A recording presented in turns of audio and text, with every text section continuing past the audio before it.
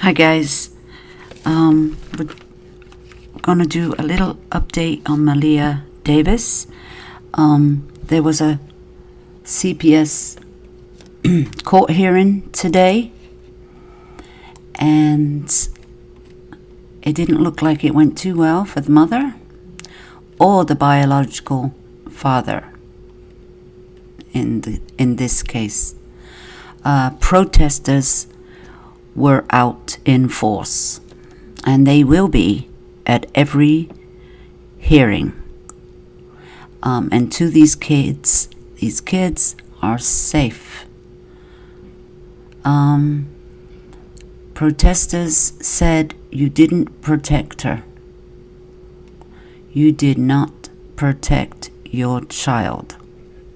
Now it seems like, I don't know about the other children, Maleah's older brother and younger brother. They don't say that they were being abused or had injuries such as Maleah has suffered in the past. It's all about Maleah was targeted. But the mother says these were accidents in the home by her falling. But these injuries it just couldn't be possible. Well, anything is possible, but not likely that the brain surgeries that she had to have with just a small fall on the table, knocking her eye, knocking her head.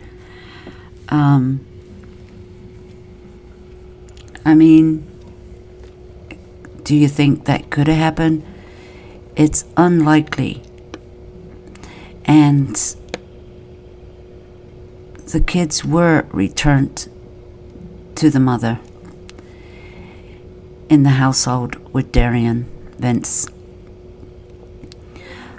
because allegations could not be proven 100%, I guess. But I'd like to know, didn't this little girl speak up for herself?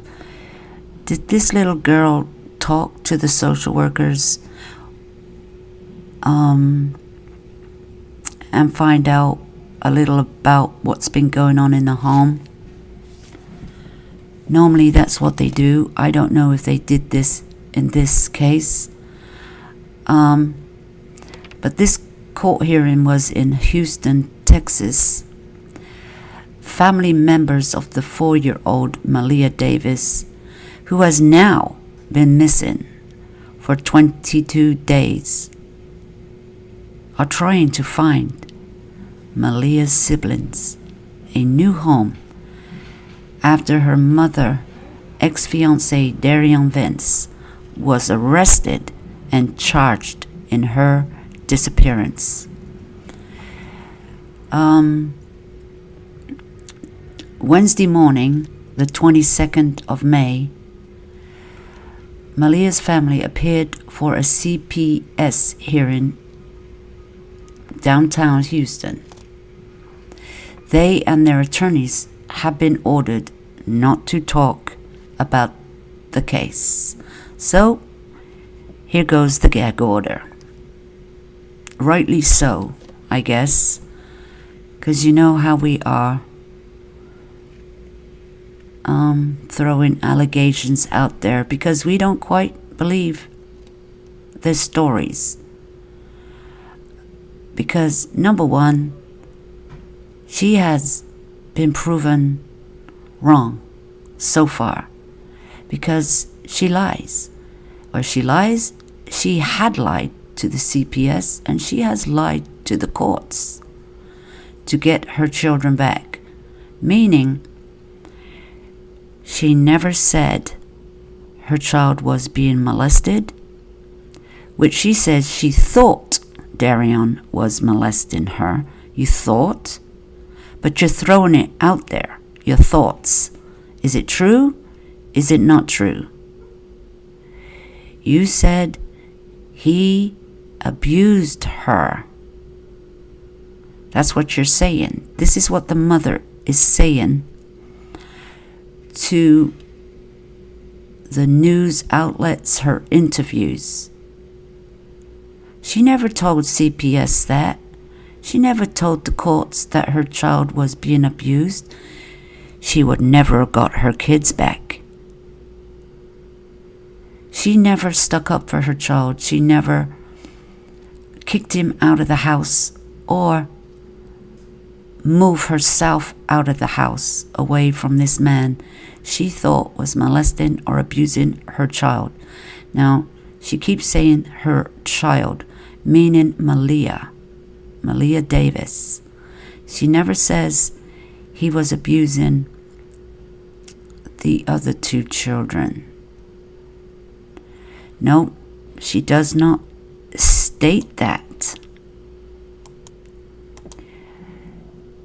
Now, this court case has been adjourned for another time. And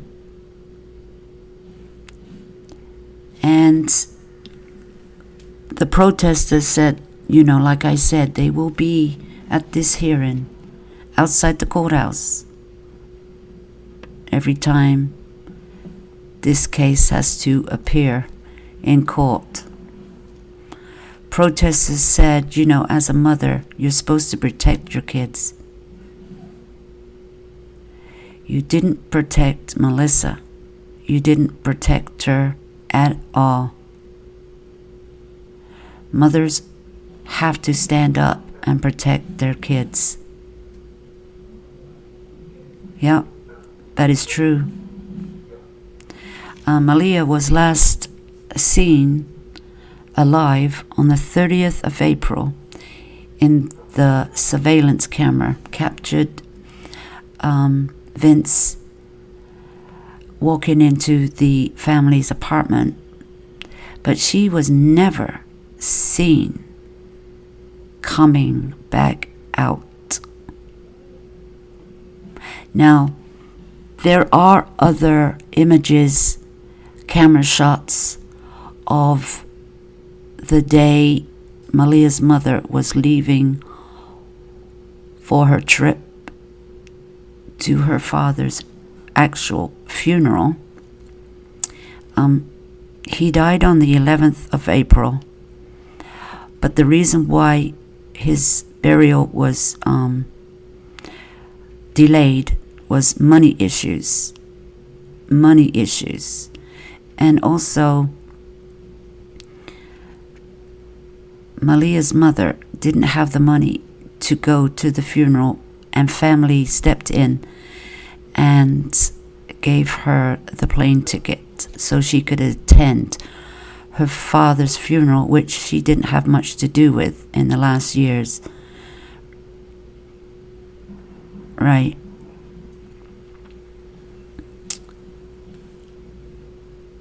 So that is the reason he was buried so late. Well, I can understand that if you die and you don't have money to bury your loved one, and he didn't have any life savings and stuff like that. So they had to wait till they could get some money up together just to give him a quick burial. But in the meanwhile, she did leave her 3 children with Darion, who apparently, as she is stating now out of her own mouth, that he abused Maleah, and she thinks he sexually was abusing her. She says that now, but in reality, it's too late. It's too late. And it really makes her look bad as a mother, because now we know she didn't do a darn thing to protect her daughter from this abuse that she states was happening. It's coming from her. And also Darian's father is speaking out and said that his son would never do such a thing. I mean, that's his father stating that. And of course, he's going to stick up for his son, even though he does not live anywhere near them and does not know what really is going on in a household. And maybe he doesn't know his son at all. But they are going to stick up for him until they know different. Until his son gives the location where Maleah Davis's body is. Until then, they hold out hope that he will be released because he didn't do nothing. And what he said happened to him with the 3 Mexicans in a blue truck, kidnapped him and beat him up for 24 hours, and he was in and out of consciousness. They believe that story. But it seems to me that this story is a bit far-fetched, only because driving around for 24 hours in and out of a coma, 1 minute Maleah was there, and the next she was not there, but his precious little boy, his son, was with him. Now, what on earth would these people want with a little girl that they didn't even know was in the vehicle? Or did they? Is what I'm saying. Or did they? Now, this is his defense, and he's going to stick to it. And so far, he has not changed that part of the story. But his story has changed with the events leading up to him entering the hospital doors with his son. Now, from the photo, he's wearing a blue sweatshirt of some kind. And his son doesn't look like he's been in a vehicle for 24 hours. I mean, like I said, was he wet? Was he dirty? Was he hungry? He should have been in some kind of state because he's only 1 year old, nearly 2, I guess. And I don't know if the hospital really paid attention to his condition. But the white shirt, if this guy had been beaten up so bad with all these marks and scratches on him, how did it get through his clothes? How was he beaten up? So they beat him up, took his shirt off, and made all these scratches on him that looked like scratches from twigs and branches to me. Oh yeah, they certainly do look like some kind of branches, abrasions. He's got quite a few on him, and it looks like he's been through the bushes. He's been through a lot of bushes. And how did he get these marks on him? If he had a t-shirt on under his thick sweatshirt, how did he get all these marks? I don't understand that part. That is not looking right. Now, his t-shirts and stuff don't look like they got blood on them, or they're filthy, or anything like that. They don't. It looks to me like he may have took Maleah's body through the bushes and he took his clothes off so they wouldn't get messed up. That's what it looks like to me. That's my opinion. That's what it looks like to me. Because I don't know how he could be so clean and get abrasions on him, all those marks on his whole body, on his legs, on his arm, on his stomach. And they're saying, looking at the pictures, that these photos taken don't look like they were taken in a hospital. They don't look like they were taken in the hospital. If you look at the background, they think it was in somebody's home. So, who was taking care of these wounds? Now, on the 30th of April, before Maleah's mother left for the airport, like I was saying, there is surveillance, there is capture of some pictures and video of Vince leaving, Vince coming in with Maleah early in the morning, and Maleah's mother was in the home at that time. This is when she said she did not know her daughter was in the bedroom, was even in the house. Now, he had just walked through the door, and it didn't look like he was trying to hide her and bring her in the home quick without anybody noticing. So he looks like he just walked into the apartment and Maleah was, running behind, trying to catch up. Walks into the home. How does Maleah get into the home without the mother seeing her or hearing her? Well, that's not making sense. Not only that, it was an hour and a half before the mother left for the airport that day. And Vince was seen leaving around 8 o'clock or so.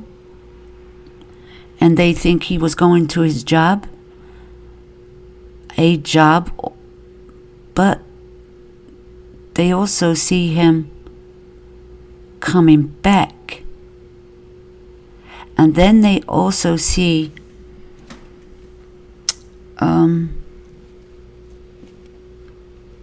Maleah's mother left in a vehicle.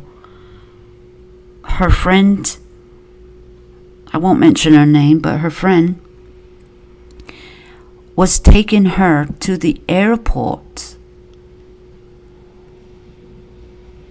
Now, was this the spur of the moment that her friend had to come and pick her up to take her to the airport, or was it a planned thing? Because apparently Brittany and Darion had an argument, had a fight, and this is when she said she is breaking off her engagement. She's breaking off her engagement. So is this why he did not take her to the airport and her friend came and picked her up instead? Don't know which one's true. Was it arranged way before or was it not? Because Darion was at the home. He could have took her to the airport because he came home. And he may have came home to do so. But things changed. What changed? What changed? Melissa was seen coming in. The mother said she never see her in the home. She was there for an hour and a half and never saw her daughter or never stepped into the bedroom. Why? She does it all the time. She stated she always checks the bedroom. But on this particular day, she didn't check the bedroom. Now what? Any other time she checks the bedroom. She didn't this time, and she doesn't know why she didn't. Well, in my opinion, we can take one guess why. We can take one guess why she did not want to step one foot in Maleah's bedroom. Just my opinion. Just stating my thinking progress here. And everybody else's that are leading to this claim that something may have happened that day. That day. Because Maleah was never seen alive or outside leaving that apartment at any given time. But there's another twist to this. The guy that is advocating for her spokesperson that has been at every court date or interviews that she has done, states that they have evidence, because he says he's the one that found these apartment videos in the camera. The police did not. He was the one that got these photos and told the police, or he released them and then told the police about surveillance and these photos. But he also says that, which nobody has seen yet, that he has evidence that the mother did not do any harm to her child because they have proof. They have the proof in photos or still camera of Maleah outside the home after she had already left for the airport. Now, where are they? Are they keeping them? That don't make no sense, because the public is bashing her for her parenting and not protecting her child from abuse, which she has stated what happened, and it's her fault that people are doing that, because first of all, she was protecting him and said nothing happened, he's a very good, I trust him, and next minute she's not defending him and she's making all these allegations against him of abuse, and he was the one abusing her. So what's she saying? The brain surgery were caused because of him abusing Maleah, and put her in the hospital for 3 brain surgeries to correct bleeding, swelling in her brain. So it's all his fault now. That's how she got her injuries. But I'd like to know why the real father, the biological father, has not got custody of his children. Why she wouldn't let the biological father take the children to be in a safe haven. And why is he and Brittany under CPS surveillance?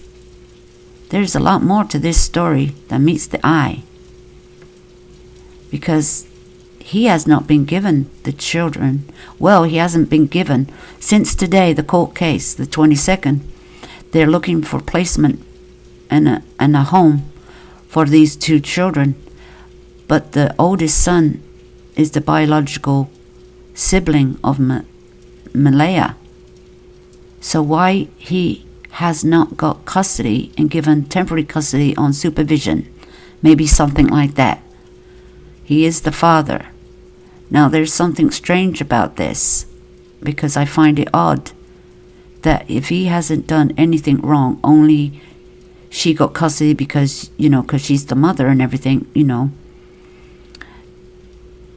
that this temporary custody does not go to the father, the biological father. This is kind of strange to me, that he is not given the chance to take his son and be a parent, be a father. Now, I don't know what you guys think. I don't even know if he's fighting for his son. I don't know. But I just think it's very hard that he's not being given the opportunity. I mean, he has nothing to do with what happened to Maleah with the brain surgeries. She was in the care of her mother and Darion, the acting stepfather. They weren't even married. They call him the stepfather. He wasn't even married. They both weren't married, but they were engaged, so they call him the stepfather. And then we'll just bring up, Brittany, Maleah Davis's mother, was away. The father had access for visitation to his two children. He went to pick them up at the home. Now, I'm not sure what time, what day it was, what exactly happened, but he only left the home with his eldest son. Now, he was supposed to pick them both up, but Darion said that Maleah was very sick and she won't be able to go. Now, I don't know if he was picking them up for the day. He was picking them up for a couple of days. I don't know what the situation was. But even so, the father didn't demand to see his child before he left and give her a little kiss, a little hug, hope you feel better, something like that. But he never saw Maleah with his own eyes. It was only what Darion told him. I don't know if the biological father went into the apartment to pick up his son, or he was handed the child outside the door. That part is unclear at this time. Unless you guys know any different, state your comments below. Because now that is very strange. I would have wanted to see my child. I'll say, well, I'll take her anyway. Let me take care of her. Because I'm not sure, like I said, if he was having her just to take him out for ice cream for a couple hours, or he's having her for a couple of days. That part I do not know. Now, Brittany mentioned she was asked about her mother. And very strangely, Brittany said that she is not talking to her mother. Apparently they were close. Apparently. I mean, she lived with her mother for a while. And her mother picked her up from the airport because she said Darion didn't show up, and she waited 2 hours, and she was trying to call him, text him. That's easy proven. The phone records will see that she was at the airport for 2 hours trying to call him, and called her mother to come and pick her up, which she did. And they asked, where do you think he was? Well, why was he delayed? And she stated that, Darion must have been just driving around. He must have been driving around or something. You think he was just driving around or something? That was your answer? Well, that was kind of a weird answer. I know that you kind of finished it with him before you left to go to your father's funeral, and you had broken off the engagement, and I mean, you didn't say anything about you were leaving him, but you were breaking off the engagement, not because she knew you abused her child or accusing you of abusing her child, abusing him and sexual abusing Maleah. No, she didn't breaking off the engagement for that reason. Oh no, that was nothing. That's nothing. But you broken off the engagement because you found photos, naked photos of him sending to another guy. And that's when you got mad. You got mad at him and broke off the engagement. But you didn't break off the engagement when you knew he was abusing your child and may have caused the suffering of her brain injury. But no, you didn't finish with him for that. That was nothing. Like I said, that was nothing. No. And this is why the public is not very happy with her. Because of these allegations, and she didn't do this but for the sake of her child, but she did this for the sake of herself. Oh yeah, I was mad. How could he do that to me? Send a naked picture to another man. He must be gay. Oh yeah, now he's gay. But, the father, Darion's father, is stating that it didn't happen. But, there's proof here.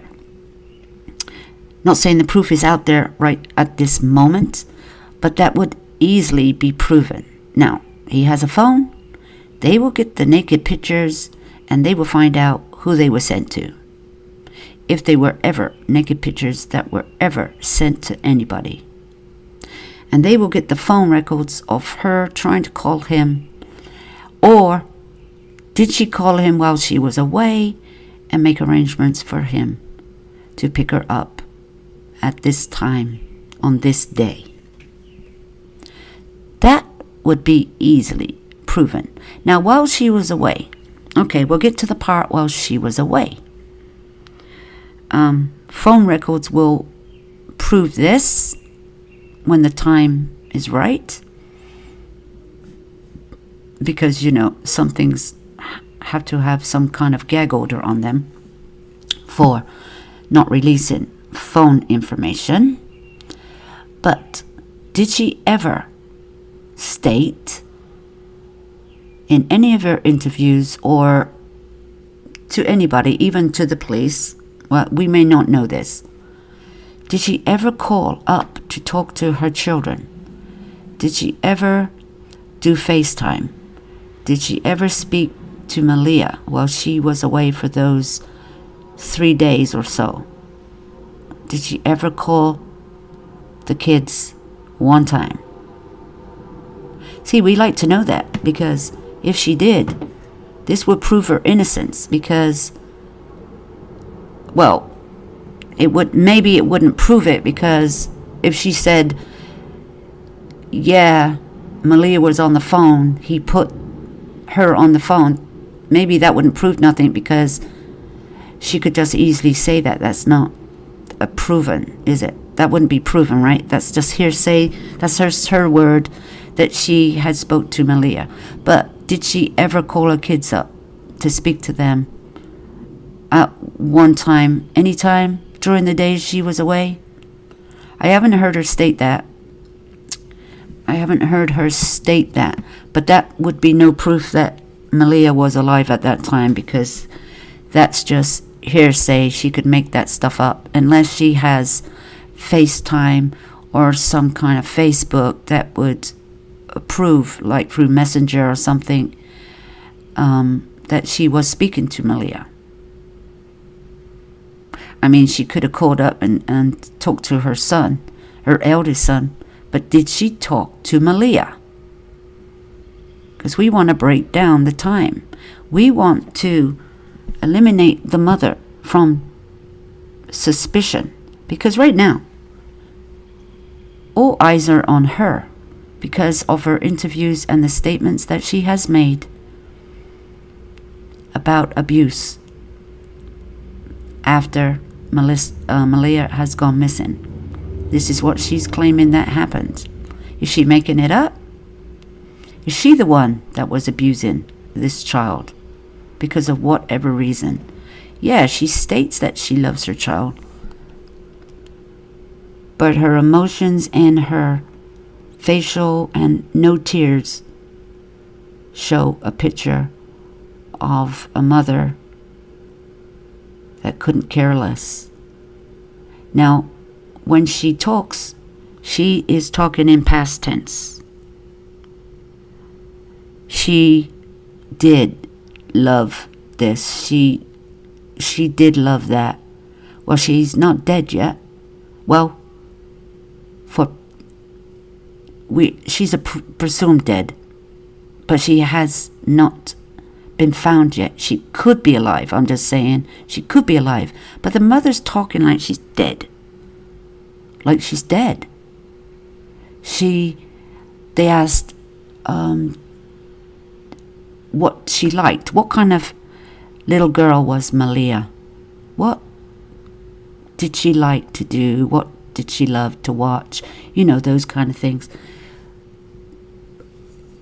What was your first reaction when she was born? You know, that kind of thing. And she really has a tough time knowing her daughter. Do you know what I mean? Knowing her daughter inside out. Maybe because she did not want to speak about her. That it was very hard for her to talk about. But she did talk to her as past tense. Now this reminds me a little bit about Chris Watts, you know, when he was talking and then the home. Because she said she couldn't go in the home. Now, I thought to myself, she couldn't go back into the home, and she hasn't been back into the home since what? Because it's a ghost town? Because it's a ghost town? You haven't set foot back in that apartment? Why? Why? Sounds very odd to me. Because it's a ghost town. Yes. So, she states that when she gave birth to her daughter Maleah, that she always dreamed and wanted a little girl, and her dream came true, kind of thing, and she got this little girl. And she states that she was all alone and had a C-section, but she was alone at the hospital. The father of her child was not even with her for the C-section or after the birth, which is very uncommon because, you know, the father, she must not have been with the biological father at that time. She must have finished with him during the pregnancy, because she said she was all alone and there was nobody with her, not even family, nobody. So once again, she's alone with a baby girl. Now, did she start having resentment for this child? I don't know. But she states that Maleah didn't like dolls very much. She was a car person. She liked playing with cars. Well, maybe because, you know, a big brother had cars and stuff, and she would play with him. Do you know what I mean? I mean, that's nothing wrong with that. She got an older brother. She plays with toys. Kids don't care what toys they play with. It's a toy. You could give them a saucepan and a wooden spoon and they'd be happy. You know. They'd be happy tearing your house up and tearing paper to pieces. They don't care what they're playing with them. Toys aren't that important to kids. Just anything of entertainment, what they can get their hands on, is good for them. But she states that she didn't like dolls. She liked cars. But there was nothing much else that she would really say about her. This little girl's nearly 5 years old. She's nearly 5 years old. And that's all you can say? Then she talks about the picture. That's a lovely picture. I took that picture of her at Jamaican Beach. I think it was Jamaican Beach or something like that. I don't know where that is. I never looked it up. I don't know. Is that in Texas? Is that in Texas somewhere? A lake or something like that? Because first off, I heard it, I thought it was in Jamaica or somewhere. But Since she's got no money, I don't think, they would be going to Jamaica. But she also states that she was taking Maleah back to the beach after she came back. So I'm just thinking that that beach is not very far. It's a lake or some kind in Houston, Texas. So if you know where that is, you can comment below. But that was her plans. And her plans, went awry after she got home from burying her father. I came home to this. I came home to this. This is what she said. And she was asked, do you think your daughter is alive still? And I want to have hope. I want to have hope that she is still alive. She wants to have hope that she is still alive. Well, at least she said that. But Vince's father insists Bowens is the one who should be scrutinized, not his son. Well, we believe too that the mother should be looked in very closely, as she has stated allegations against Darion for abuse and sexual abuse. This is where I think this mother should be charged for not reporting this, not telling the police that Darion was doing this, and letting this happen without doing a darn thing about it. This is where she should be charged, because in her own words, she has stated this for a fact. It came out of her mouth. But is it the truth? Is it the truth? But she has stated it, and now this is where I think charges should be filed against her. And she should be charged with child abuse herself, because she neglected to defend her daughter from this happening and her severe brain injuries. My God, you should be ashamed of yourself. She should be well ashamed of herself as a mother. As a mother, you let this go on and not said a word. There's no tears for her injuries. There's no tears. Now, this little girl should have been wearing a helmet. A little helmet to protect her brain from further injury for at least over a year. It might have been 2 years, I'm not sure. But at least over a year. And as we see in the photo of her on the 30th of April, this little girl was not wearing no helmet. I didn't see a helmet on her head. But the doctors said that she should wear it for at least a year to protect her injuries and protect her from further injuries to her brain.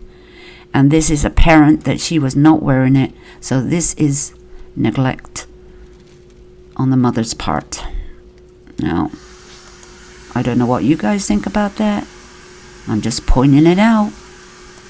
Let's just backtrack again to the airport when she was waiting 2 hours for Darion to pick her up. She calls her mother picks her up. And now, she's not talking to her mother's not talking to her, one or the other.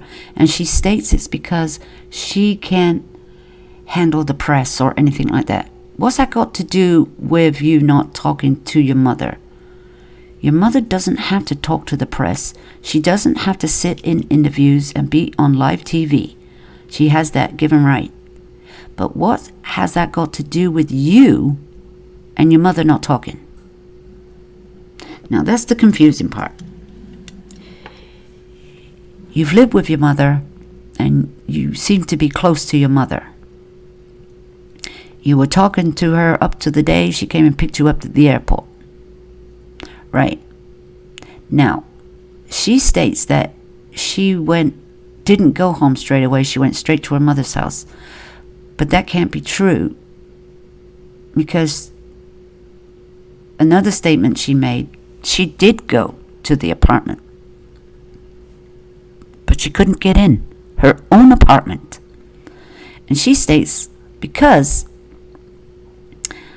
he had a set of keys and she had a set of keys, which were on the car keys. Well, why didn't you take your house key off the set of car keys? That would make sense, right? Seems that you had a big fight and that you, she states she had a big fight and she broke off her engagement. Then why did you leave the car there for him to drive around and leave your house keys on it? I would have took my house keys off it. But, this may not be true about this argument they had and she broke off the engagement. Because guess what? She's in photos with the engagement ring still on her finger. How about that, guys? Oh, yes. She's got the ring on her finger. She has not yet taken it off. I thought you broke off your engagement. Well, I would have took off the ring. Right? And she leaves him the car and everything. Well, since then, she went to the apartment, couldn't get in. So I guess she went back to her mother's. And how did she get to her mother's house? Well, we're just reading between the lines here. She must have had her mother drive her, or she used her mother's car, because she got there somehow. But I'm not sure how far they live away from each other. I'm not sure. But she never got into the home. So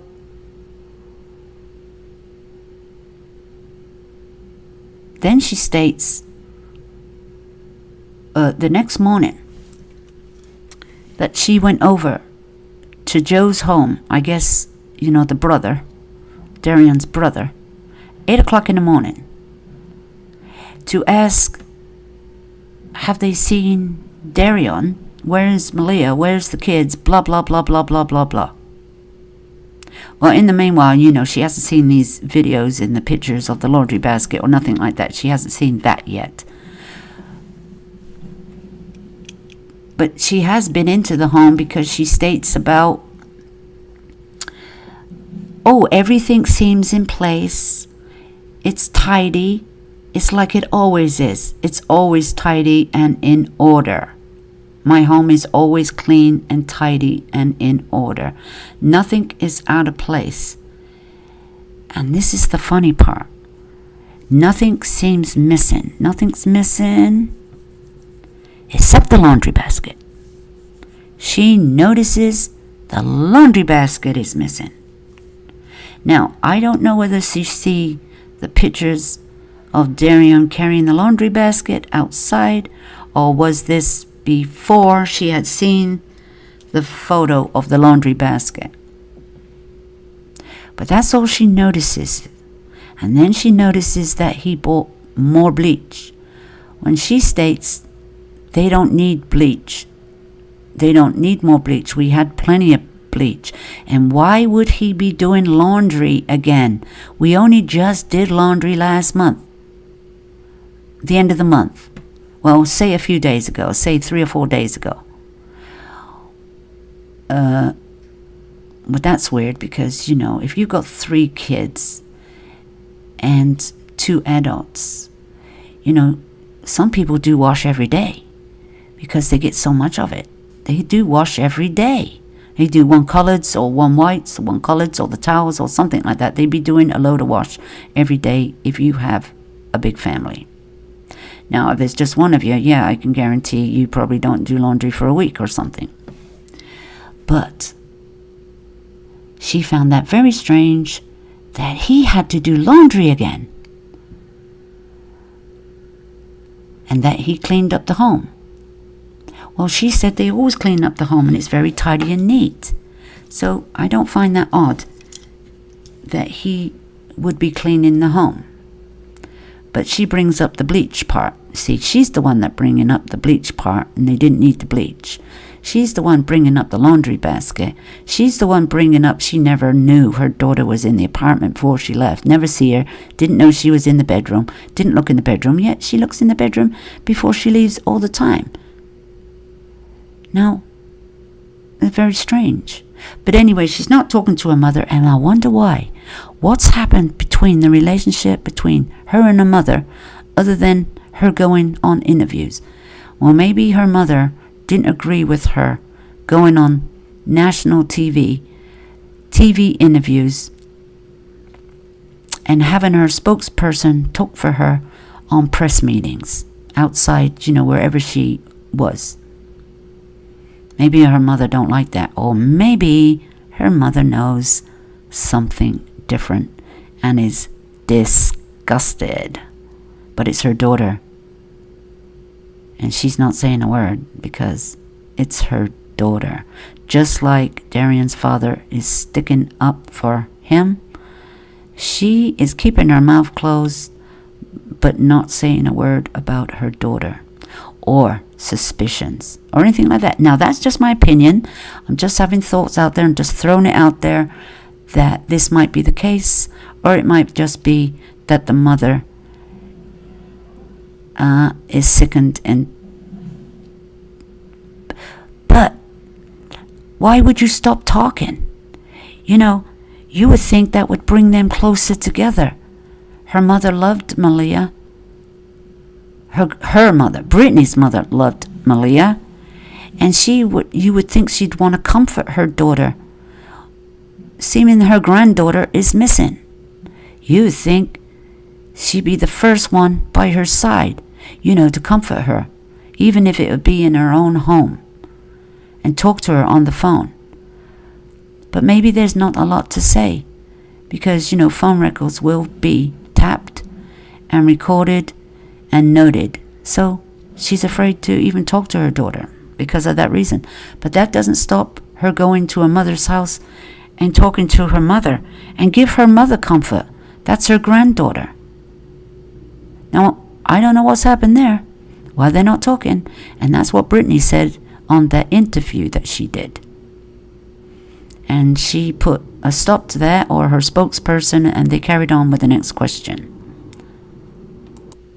Now, we do know the police went into the apartment on May the 5th to look for evidence or to see, what's been going on in this home. Did the crime happen in the home? This is why they have to search the home to make sure that she is not hidden away in the home anywhere. In the closet, in the attic, or whatever. Do you know what I mean? This is when Brittany must have been in the home that day. I don't think she had been there before this. And her car's missing, so she couldn't drive anywhere, could she? Or was her car missing? Because, surveillance has seen this car driving around at different times. Oh, yeah. So who was driving that car? But I don't know. They picked the car up, on surveillance, but they can't quite see who was driving it or how many people were in the car. But it looks like there may be only one person in that car driving around. Now, why would any kidnappers be driving this car around casually, driving it around? Do you think they would have been out of town? Why would they want this car? They abandoned this car. They didn't want this car. So why would they be driving it around? They would have just left it, got in their blue truck, and drove away. So this ain't making sense. Why? They have this car driving around knowing it was reported stolen. That's not making no sense. If they wanted that car, they would have just took the tires off, stripped the car. Do you know what I mean? Stripped it. Make some money. But no, that's not making sense to me. Stupid fools driving around in a stolen car. That's not making no sense to me. And So the police go in the home. They're looking for evidence. They're looking at any sign that a crime has been committed in this apartment. And this might be true fact, but it's out there that they found human tissue in the drains. I don't know if that's the garbage disposal or in the drains. You know, these cops were looking full-blown evidence in drains, in the bathtub, in the drain, you know, stuff like that. So they were really looking for if a crime scene had happened. Now, they found blood cleanup. Now, you know, the father is saying that the DNA test they took with the blood matches a sibling, not Maleah's. But they did a DNA test, and they found the blood matching Maleah's toothbrush, not her brother's. The blood matches DNA on Maleah's toothbrush. So, I don't know what this father has been doing, but he must not have been watching the news very closely. You know, if that was me, I'd be watching that news. I'd be glued to that TV 24/7.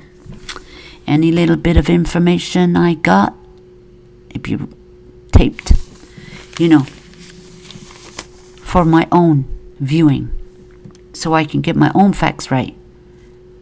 Now, this father doesn't seem to have been watching too much TV because he doesn't know all of it, and he's getting a little mixed up. Well, that was the 5th. So, I mean, Maleah is missing since the 4th, the 3rd, the 4th, the 5th. And this car was found on the 9th of May in a parking lot, you know, by a strip mall. Now, we don't know how long that car had been sitting there. A woman called 911 and reported that she had found the car they were looking for. And she called it in. Very good eye that lady had. Nobody else called it in. But she obviously was watching the news, because it was hot in the news. Now, this is hot in the news. So why would somebody be driving around in this car for days on end?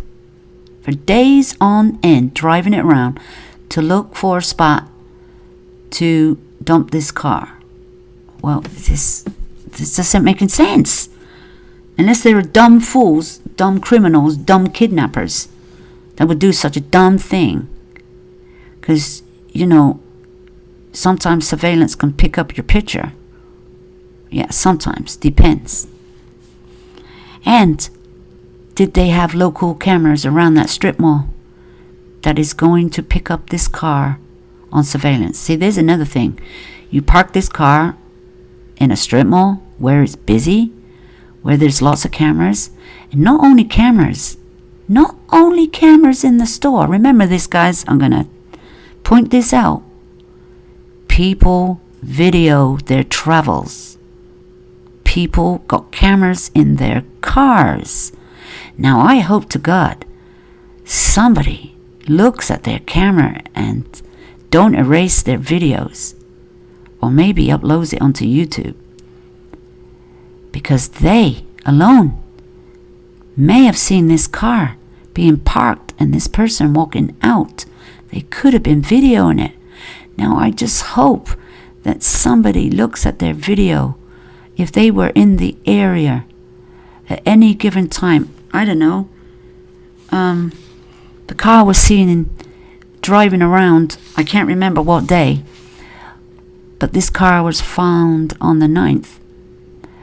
But whoever around that time, from whenever she went missing, you got to give it 24 hours, because apparently he's, you know, in the vehicle for 24 hours driving around. Never said he stopped for gas or nothing. Never said they stopped 2 times for gas. Driving around in a truck. Yeah, give me a break. course, they stopped at a gas station. They had to stop at a gas station. That's if his story's true. Now, any gas stations around that area? Because they didn't go too far because they dropped him off. They dropped him off near Sugarland area. They dropped him off somewhere around the area, I don't know, 2 or 3 miles away or a mile away. Well, where's this blue truck that dropped you off? Somebody's got to have surveillance on a blue truck. But no, all they got is surveillance on the Nissan Altima. That's all they got. So, this blue truck didn't exist. It's looking like the blue truck did not exist. So anyway, when they find this car, the cadaver dogs hit on human decomposing. Yeah. A human had been decomposing. Maybe not in the truck, but in the laundry basket. Because seems like the only thing left was the laundry basket. Uh-huh. Yeah. Well, fancy leaving the laundry basket in there. Would you think you would have got rid of the laundry basket? No. The laundry basket's in there, but they say nothing else. But there's evidence that a dead body had been put in the trunk. Because cadaver dogs only hit on the scent of death. What do you think they were there for? Yep, guys. Okay, we'll just go back a little bit more again on the day, April the 30th. At 8:53 a.m., Darion leaves the apartment.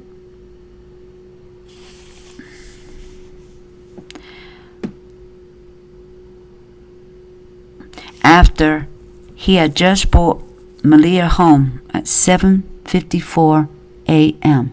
That's when Maleah was coming into the apartment, that picture that they see her running behind Darion. This was at 7:54 a.m.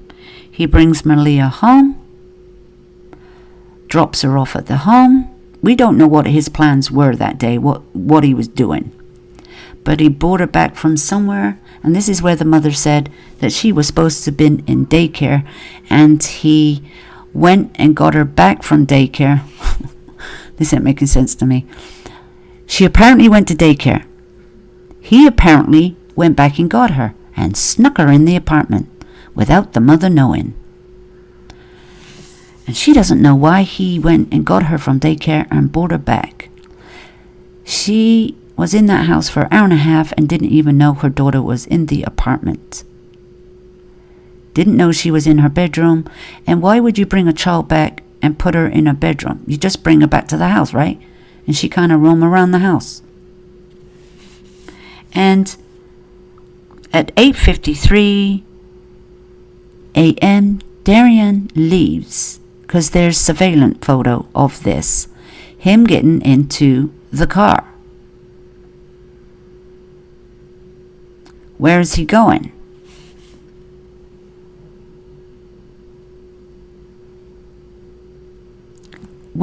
I don't even know where the other two children are at this time. Maleah's supposed to be in daycare. Okay. He's leaving the home at 8:53, and she is leaving to the airport at 9:30.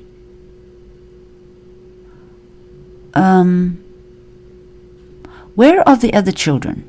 So the son must be at school.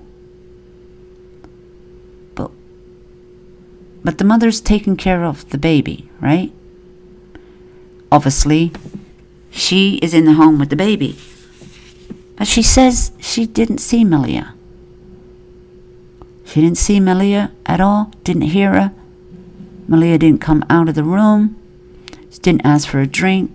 She didn't ask for nothing to eat. She wasn't playing with her baby brother Apparently Maleah wasn't doing nothing. I just find that hard to believe, that this little girl came into the house, flopped onto her bed and fell asleep. Is that what she did? I don't know. Just saying. Is that what she did?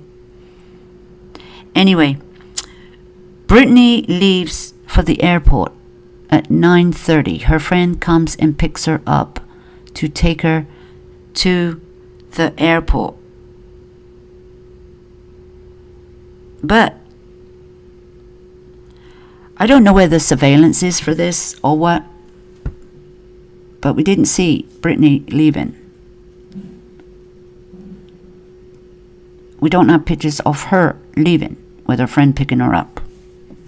Well, I haven't seen it, but apparently she did leave the apartment to go to the airport, because apparently she did get on the plane and she was at the airports and she was at her dad's funeral, because they say they got the proof. But it just goes on like that. It's just getting more of a mystery as the days go on. The secrets that this family has, secrets, will be revealed sooner than later, I hope. And I hope that now the search continues. And I really do think, now they think maybe they were looking at all in the wrong places, but they had such floods that they couldn't search because it was knee-high in water. They could not search. And then the rain is going to die down and go, and it could wash away evidence and wash it downstream, kind of thing, wash it away from the area that Maleah may be in.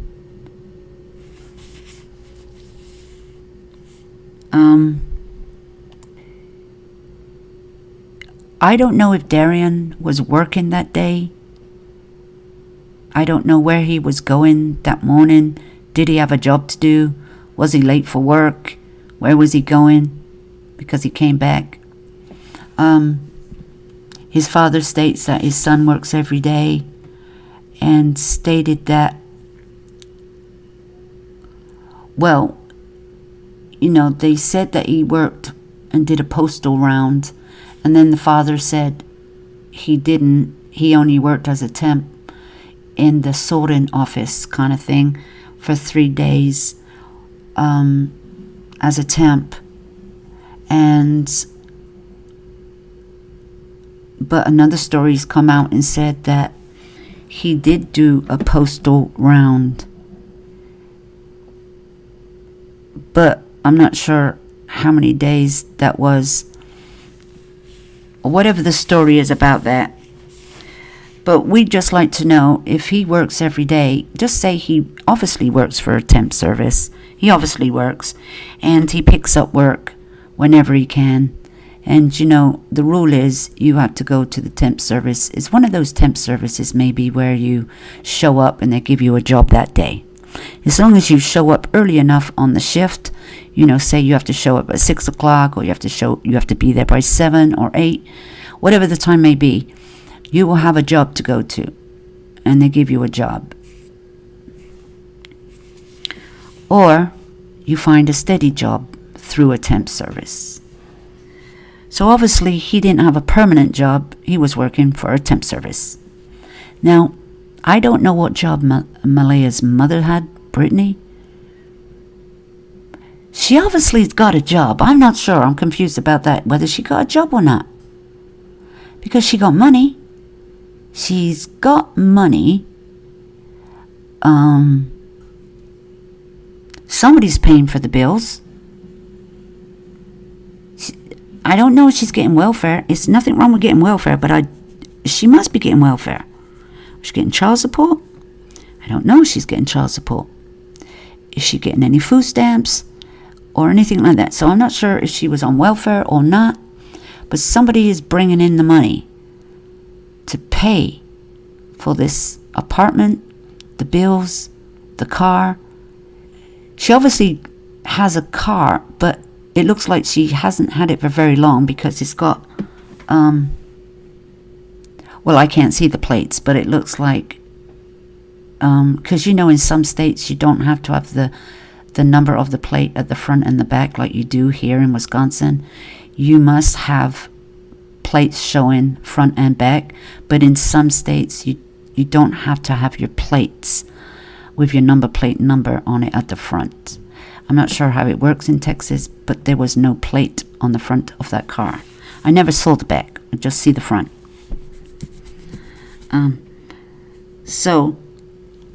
But it apparently is her car. Now, if it is her car,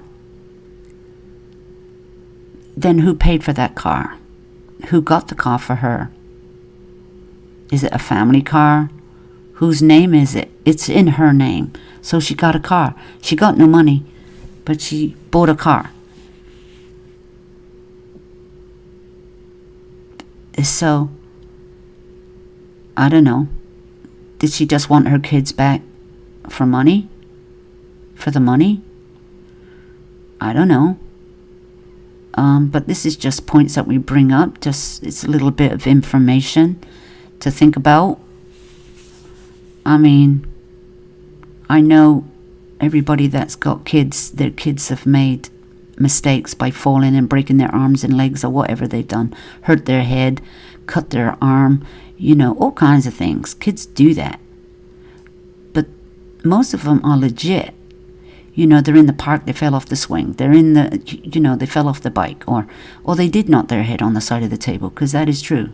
My kid did that. And I'd be aware of that when he's little, wobbling around. Any of my kids. I had 5. And, you can see, a mother can see something's gonna happen.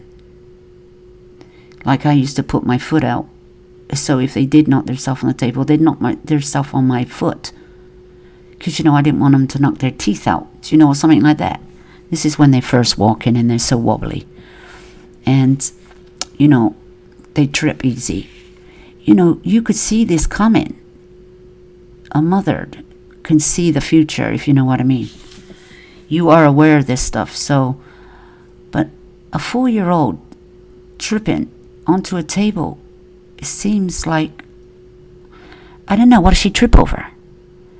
Is she clumsy? Is she a clumsy child? Always tripping over stuff, always falling? Like some kids got pigeon-toed or something. They're always tripping over their feet. Or they don't pick their feet up when they're walking. They're always tripping up. Was she that kind of child? I don't know.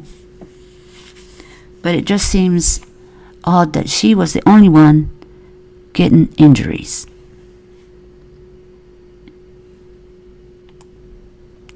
Like I said earlier in the video, Maleah's mother, Brittany, says she has proof that Maleah was outside. She has proof. And, well, come on then. Let's see the proof then. She has proof that she never killed her child, because she has proof that when she left, Maleah was seen outside playing. Outside, I don't know, with Darian? Were they going somewhere? What were they doing? Playing? She out playing by herself? No, I doubt it. You'd be out there kind of by the door watching them. Was the other child out there playing too? When did Maleah get sick? So sick that she could not go with her dad. See, I don't know what day that the biological father, picked up his child. But apparently Maleah got sick and she wasn't able to go. But the biological father, like I said earlier, did not see Maleah. He did not go and look at her, talk to her, or nothing. And I'd just like to know what day this was. Because the mother said the little girl was outside and she has proof Just like there's proof of him with the laundry basket and Maleah coming back into the house before she left for the airport, but was never seen. They're saying never seen again coming out of that home.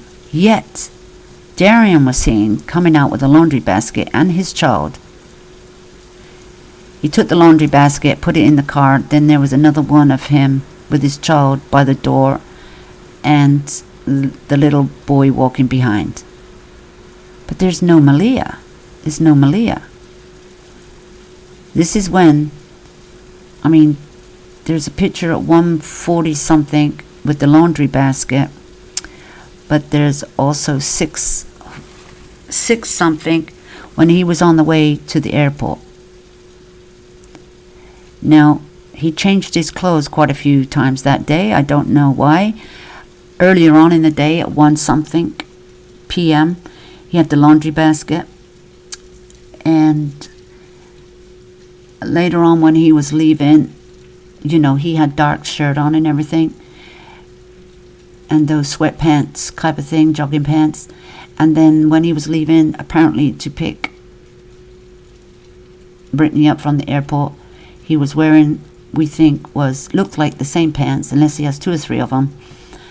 But he had changed his black shirt and put a white sweatshirt of some kind on. Yeah. And so he changed his clothes. And you change your clothes to go pick somebody up from the airport. Well, some people might change their clothes 2 or 3 times a day. He says he went to do laundry at his brother's house, and his brother says he did do laundry. He was doing laundry. Okay, that's what his brother says. At this point, you kind of have to half believe it. Could be true. Could be true. That's what his brother's saying. And I guess, you're doing laundry, you get sweaty, you get dirty, and you want to change your shirt when you go into the airport. You don't want to be all grubby or anything, even if you are staying in the car. Sometimes you don't stay in the car. Sometimes you have to get out. And you want to get out and just go to the waiting area. So, I don't find that odd. The only odd part I find that he's coming into the hospital with a wet sweatshirt on with his kid and everything, and it doesn't look like the t-shirt's been torn up. It doesn't look like that sweatshirt is dirty, full of blood, but I can't see it clearly. I guess, did the police have it in hand? Do they have that white sweatshirt that he was wearing? Well, if they don't, they needed to have it in evidence, because they want to look, see what's on it. See what blood. Seems he's been gone for 24 hours in and out of a coma. There should be blood on it.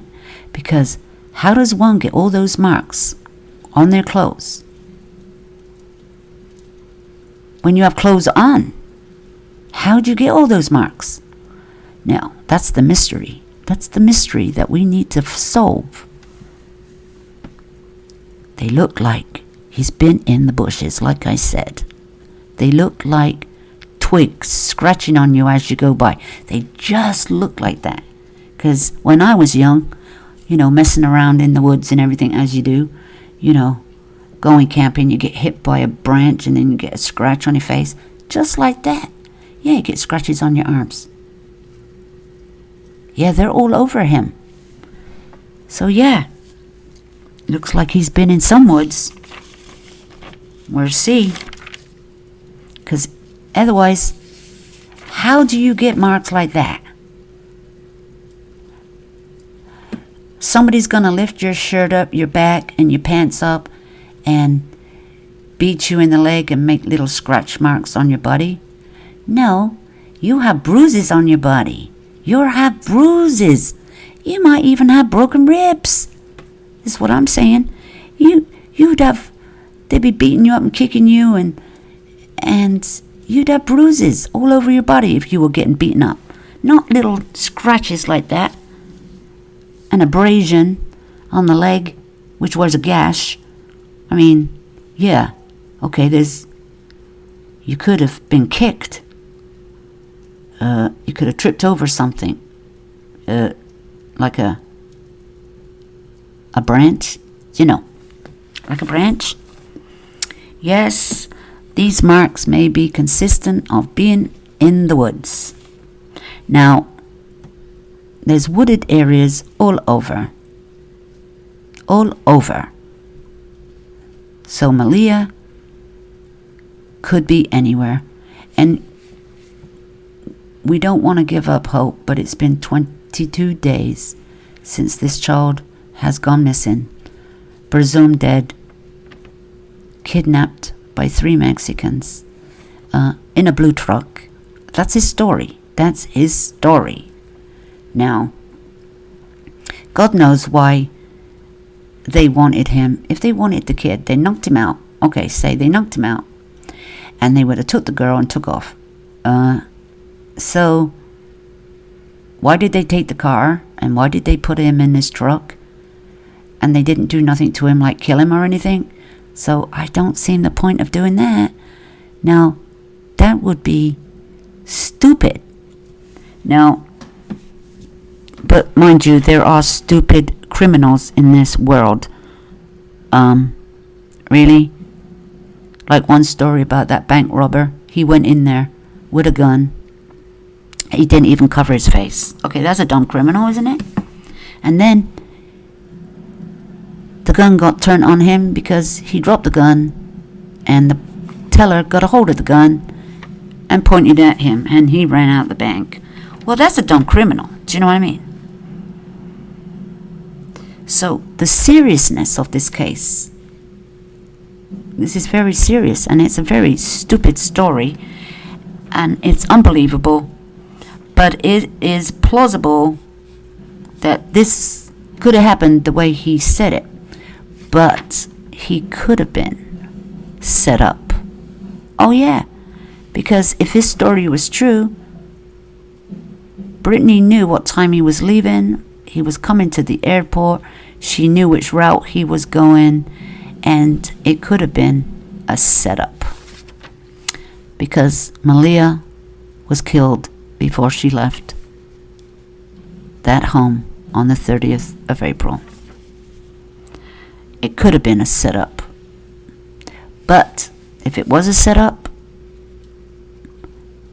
then these guys that did it, somebody knows them. And somebody was driving that car around town, and then somebody parked the car in the strip mall where there's cameras. Now, who would do that? Another dumb criminal, because, like I said, cameras are everywhere. Cameras on the freeway. Cameras are on the roads. Cameras are in a lot of cars. People videoing every single thing. Just in case. Cameras in your car come in handy just in case, you get in an accident or you see something that's happening. I mean, people have cameras in cars for every reason, and mostly for security purposes, hit and runs and stoplights, and so you can back up your evidence for your car insurance or whatever. And sometimes you get lucky and be a witness to something that was happening, and you can prove it. So somebody ain't getting away with something because they're looking very hard into a big area to look at cameras, video, anything. This is going to take some work, and they're working on it. And if they find anything, there's going to be a gag order. Like I said, there should be, because people like us, we're wrong with it, and most of us don't agree with a lot of stuff that's going on. And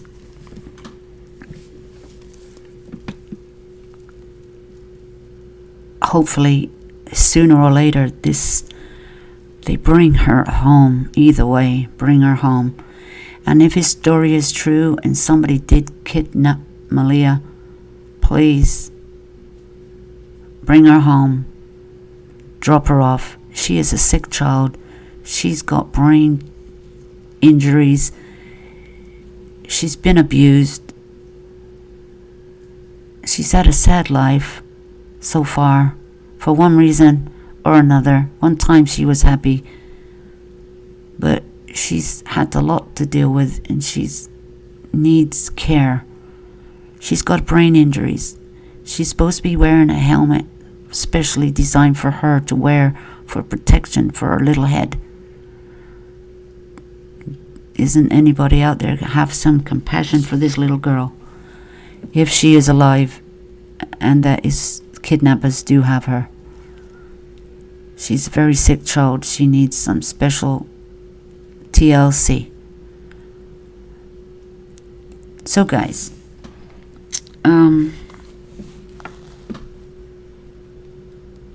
that's kind of all the update I got. A little bit more information, but you know, the CPS hearings are going to be on a gag order. The court appearances are being delayed, and his bond was set up $1 million, but it's now been lowered to 45. Did I say 45,000? It was 1 million down to 45,000. But anyway, that's what I heard, and they said he can cash bail for 5,000. So, guys, he could get out anytime soon if somebody's going to come up with a cash bail for him. So he'll be out on the street with a bracelet or something, if the charges aren't upgraded. Because right now it's suspicion, but if they find this baby dead, it's murder, and he won't get out. But right now they cannot say 100% that his story is not true, because it quite could be true.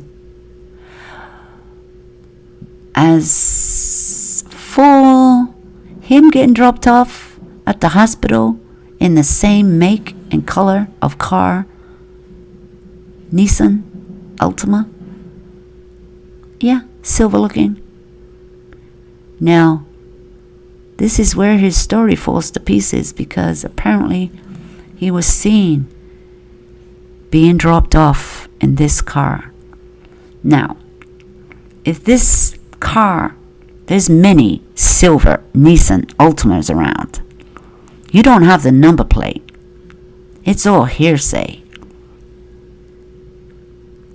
But if you see him getting out of it,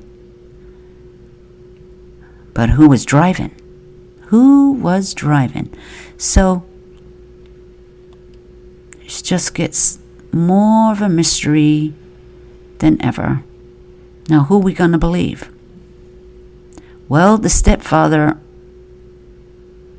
did bring the Maleah into the home, but never left with her out of the home. And that's a picture that prints 1,000 words. You look at that picture and it says it all. But it's only a picture.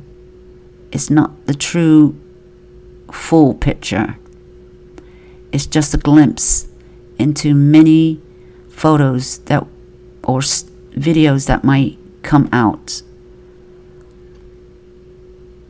But you know, that neighbor whose camera had all this information on has surely had this taken into evidence, and he is not to talk about it neither. So we'll see which side it goes, for him telling the truth, for the mother lying about everything, or clear the mother and find him guilty. And if he is the charges are thrown at him, first-degree murder or something like that, because they find more information, then hope to God that he just comes forth and tells his story and tells the truth. For the sake of Maleah, that poor little girl. But you know, if he is an abuser and a predator, then he's not going to tell the truth. Then he's not. It's just a fact. But we'll see. Okay, guys, let's have a discussion about this and your thoughts. And who do you believe? You believe the mother is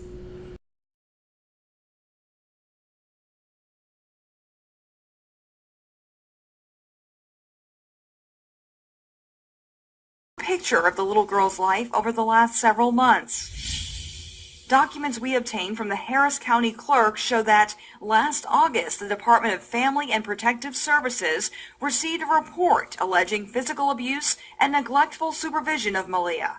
She was living with her mother, Brittany Bowens, and stepfather, Darian Vence, at the time. The state got involved after Maleah's mother brought her to the hospital with a head injury. Doctors had to do surgery to remove half of her skull. When Maleah got out of ICU, doctors ordered that she wear a helmet for 12 to 24 months while she healed. But that was not Maleah's first trip to the ER. According to records, 3 weeks earlier on July 10th, Bowens took Maleah to the ER after she was throwing up blood. Doctors reported Maleah was extremely lethargic. Maleah was treated and sent home. The very next week, on July 28th, Maleah was back in the hospital for a cut to her forehead. Medical professionals reported she had blood just outside of her brain. Neither parent was able to tell doctors what could have caused it. Bowens said she was hurt after falling from a chair, but medical professionals said that would not have caused the serious internal injuries. Doctors reported they were concerned about abuse. But in the end, the court found they could not confirm whether or not those injuries were caused by abuse. The CPS caseworker noted she had reason to believe there was neglectful supervision on Brittany Bowens' part, but nothing more. Child Protective Services has had temporary custody of Maleah since August, but they confirm she and her siblings were placed with a relative in February. The court ordered that Maleah's parents take a parenting class. According to those records, neither innocent. You believe she has something to do with it? We surely know she had kept her mouth quiet about abuse that was going on and didn't protect her daughter. So we know she's a liar. We know she doesn't tell the truth. She put her man before her child, especially her child had brain injuries. Yeah, she says she tried to take her kid to the hospital, but she's not saying one instant. She said her kid must have fallen on the table. She said that with her words. But now she's turned it around and said she was abused. But we like to know who by. Was it by her? Or was it by him? So guys, what do you think? What do you think of this case and the situation that is going on? Like I said, she has been missing for 22 days. And not a sign of her. And Darian Vence is in jail. On charges, very serious charges, and if he makes his bonds, he could be out, like I said. But do they have the evidence? Do they have the proof yet? And you know, the mother's talking. Let her keep talking and making these press interviews. Let her keep talking, because her actions are speaking louder than words. Her ability for not being able to shed a tear Hey, those aren't tears. Those aren't tears of fear. Fear. Anxiety. Where is my baby? I personally have not seen her beg for her daughter's safe return. She has not begged for her safe return and begged on the camera. She's had many opportunities to beg. Speak to these kidnappers. Speak to them. You're not speaking because you don't believe that the kidnappers, you don't believe there were kidnappers? Speak, because his story may well be true. It might be true. But you need to have hope and speak for the safe return of your daughter. You let him know how much you love her. Let him know how dear she is to your heart. And she is poorly.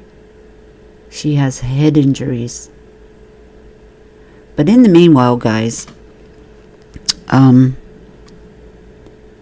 neither parent can have their children back.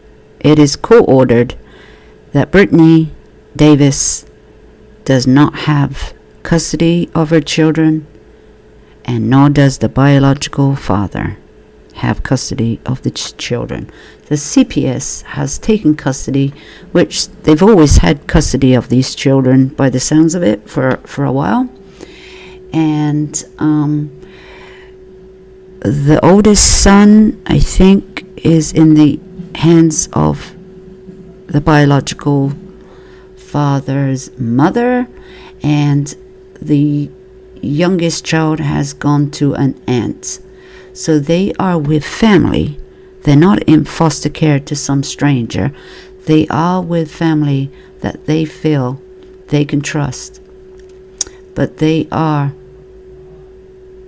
in the CPS care at this time, and they are looking for a home for these children. What, a permanent home? A permanent home? Because if this aunt and this grandmother can take care of these children, then let them. But do the parents have visitation? That's the thing. Do they deserve, do they have the right to have visitation to their own children? Well, I think the mother don't, because with her very own words she has stated that she let her child be abused, or children. So it's a no from me. But the biological father, I don't know what they got on him and why he cannot have custody at this time. I don't know, but I sure hope he's fighting for custody for his children. Because Maleah, we don't know if she is dead right now, but if she does return home by a miracle, then he should fight to have her in his care, if he hasn't done anything wrong, because I don't understand why he can't have temporary custody. I'm not sure on that issue right now. I really don't know what's going on with that situation. But the mother is a no, and she deserves her kids taken away, and taken away for good, because this woman can't be trusted. Because her words that she came out of her mouth proved that she knew there was abuse going on, and lied about it, and didn't protect her children. So guys, thanks for stopping by to my chat, and hope you enjoyed this video. And it's very sad, but these cases like this are coming out every day. People, I don't know what's wrong with people these days. What? You know, years ago when you used to spank your kids and all this and the other and have your kids listen to you, and now you can't touch your kids. And now all these abuse cases in the courts, yet time after time, they are sent home to the ones that abuse them because they give them a chance. They don't try to take your kids away for good. They try to help you get your kids back, but you have to prove yourself fit. That's the problem. Oh yes, you have to prove yourself fit, and you have to do what they tell you to. You have to do your parenting. You have to show up for your visitation. You have to show that you can take care of these kids. You have to let the CPR in when they have to come for visits. And, it's not totally the CPS's their fault. Because when they do visit homes, yes, they look nice. They look tidy home. Because they know you're coming. They know you're coming. So why come? Why make appointments? Why don't you just show up? Why don't you just show up at any given time and get them unaware? And then you see the true state of the home. And it's not all fake. Now, these children are old enough to talk. I'm sure the little boy of 7 years old they have spoken to him and interviewed him and asked him questions on stuff. Do you know what I mean? He's old enough. He's 7. He's old enough. What did he see? What did he hear? What did this little boy do to help his sister? Because they do. They do help each other. Because that's all they got is each other. They hold on to each other. But it doesn't look like the boy was abused. As far as I know, we haven't heard nothing. It's all directed at Maleah. Because she's the one with the injuries. Unless the oldest son had injuries we don't know about in the past. I'm not sure about that. But like I said, the CPS has a lot to deal with, and a lot of children, and a lot of these cases, they don't know what to do with these children. They got so many cases, and there's a lot of cases out there that we don't hear about. All those cases, where people live in rural areas, and we find out, these kids are tied up and put in cages and for years, and they hide out. But these parents weren't hiding out. They were in an apartment complex, a busy apartment complex. I mean, what did neighbors hear? What did they see? What didn't they take notice of, which is now questionable? What seems to be okay is not. What happens behind four walls? This is what I want to know. Did anybody see him on the street, getting in his car? How did he treat the kids? How does she treat the kids? Now, the mother or somebody knows more than they're saying, or they haven't said nothing, but they know more. Because they just can't believe it themselves, or they're in denial. They're in denial. Or they just don't want them going to prison for the rest of their life. Something like that. But that's just my thoughts and opinion. But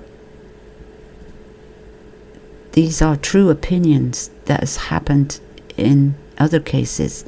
It's turned out to be true.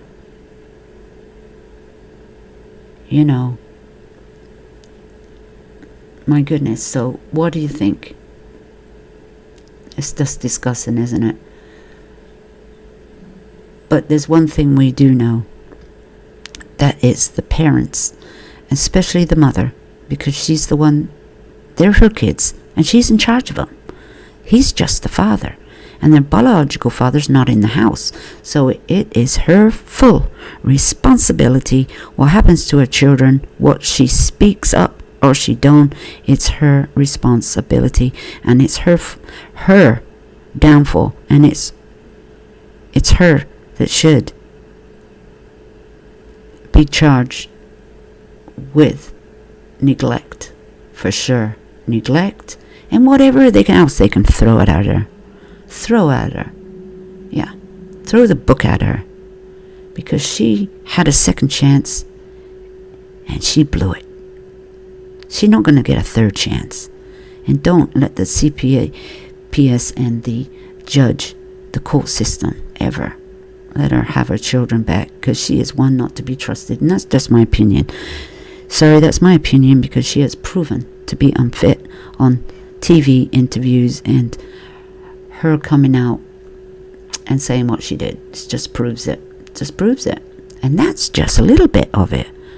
What's the truth, the whole truth, and nothing but the truth? I'd like to know. So thank you guys for stopping by. And don't forget to like, sub to my channel, and share if you wish. See you next time.